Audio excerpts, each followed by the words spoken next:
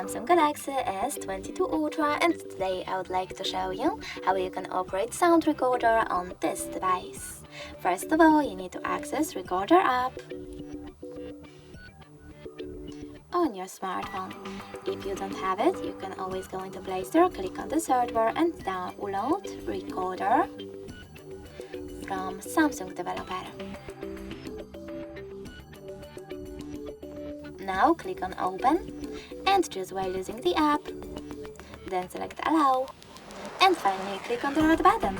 This way you can start recording. If you wish to pause it or unpause it, tap on the same one. If you wish to add a bookmark, click on this orange icon over here. And if you wish to edit and save it, click on the square button. Now name it however you wish to, choose save, and as you can see my recording is over here. If you wish to rename it, you can do that by holding it, choosing rename icon over here, making your changes and tapping on rename. If you wish to delete it though, you need to hold it, click on this bin icon over here and tap on move to recycle bin. Thanks so much for watching. If you enjoyed this video, don't forget to leave a like, comment and subscribe.